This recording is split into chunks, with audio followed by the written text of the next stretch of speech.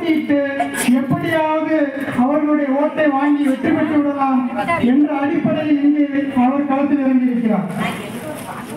அவருக்கு இத்தனை நாள் அதிமுக இருந்த அவருக்கு இல்ல, கொஞ்சம் கூட புரிதல் இல்லை அப்படின்னு சொல்ல முடியும். ஏன்னா அதிமுகவுடைய தொண்டர்கள் இரட்டையிலே தவிர வேறு எங்கும் அவருடைய கைகள் மீதாது ஓட்டு போடுவதற்கு என்பது அவருக்கு தெரியாமல் சென்றுவிட்டது.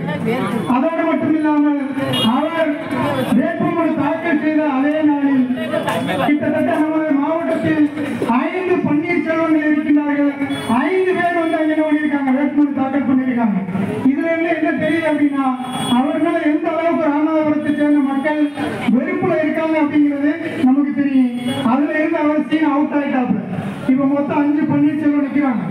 அடுத்ததான் இங்க போட்டியிடக்கூடிய வேட்பாளர் நவாஸ்கனி திமுக கூட்டணியில் என்ன பண்றாரு, போட்டியிடுறாரு. இந்த நவாஸ்கனிக்கு எதிராக சமீபத்துல இதே புதுமடத்துல எங்க ஊருக்கு எதுவுமே செய்யாத நவாஸ்கனி ஊருக்குள்ள நுழையக்கூடாது அப்படின்னு ஒரு நோட்டீஸ் ஒட்டப்பட்டிருக்கு ஊர் முழுவதும். எல்லாருக்குமே தெரியும். இதே நிலைமை எல்லா இடங்களையும், இது புதுமடத்துல மட்டும் இல்லை. நாங்க 4 மாவட்டத்தை சேர்ந்த மாவட்ட தலைவர்கள் ஒரு சிட்டிங் உட்கார்ந்தோம்.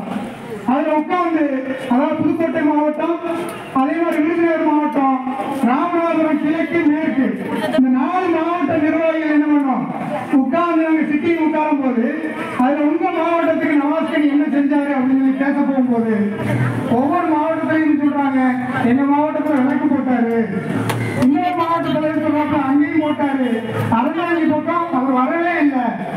இதுதான் நிலை. அப்ப இப்படிப்பட்ட ஒரு வேட்பாளர் என்ன தைரியத்துல இங்க திரும்ப மறுபடியும் போட்டிடுவார் அப்படிங்கிறது தெரியல. இதுல நம்ம ஒரு விஷயத்தை புரிந்து கொள்ளணும். இவர் திமுக கூட்டணியில நின்றாலும் இன்று திமுகவை சேர்ந்தவர்கள் இன்னைக்கு என்ன பண்றாங்க, அவருக்கு மாற்றாக தான் ஓட்டளிக்க வேண்டும் என்பதை ஒரு முடிவு பண்ணியிருக்கிற ஒரு தகவலும் வருது.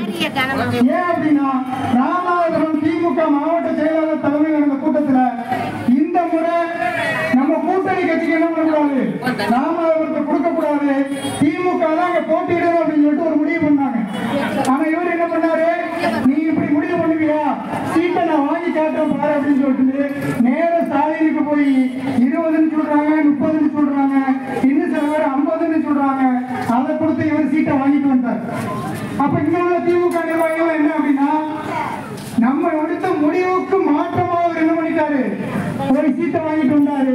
அதனால இவருக்கு நம்ம என்ன பண்ணணும், துரோகம் பண்ணி அதை ஜெயிக்க விடக்கூடாது அப்படிங்கிற ஒரு தீர்மானம் எடுக்கப்பட்டதாக என்ன இருக்குது தகவல்கள் நமக்கு தெரியாது. அப்ப ஒரு பக்கம் இவர் எதுவுமே செய்யல.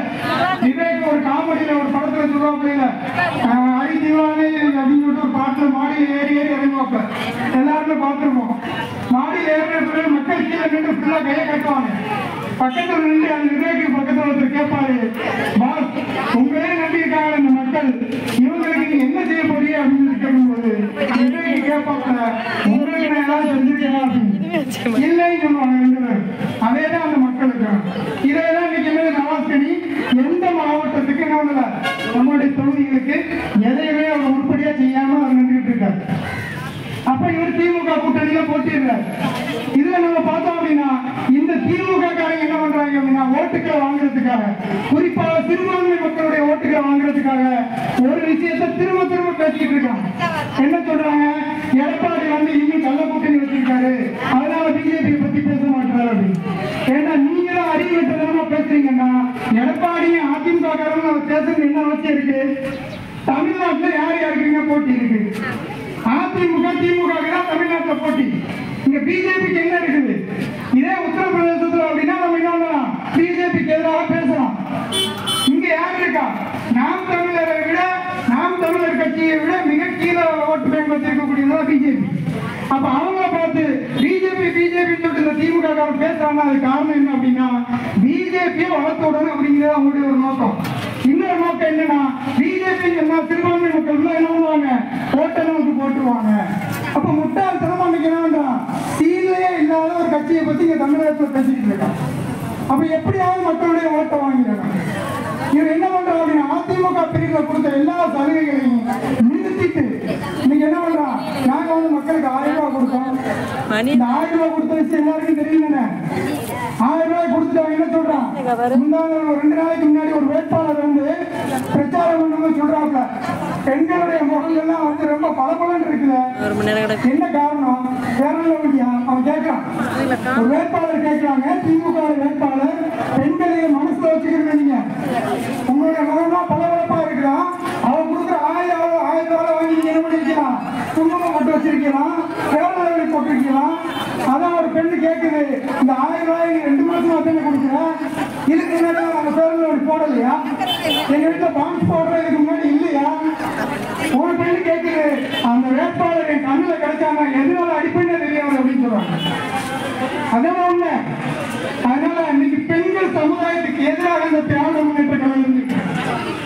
அப்ப ஒட்டுமொத்த தாய்மார்கள் என்ன, அதுக்கு மாற்றாக நீங்க வாக்களிக்கணும்.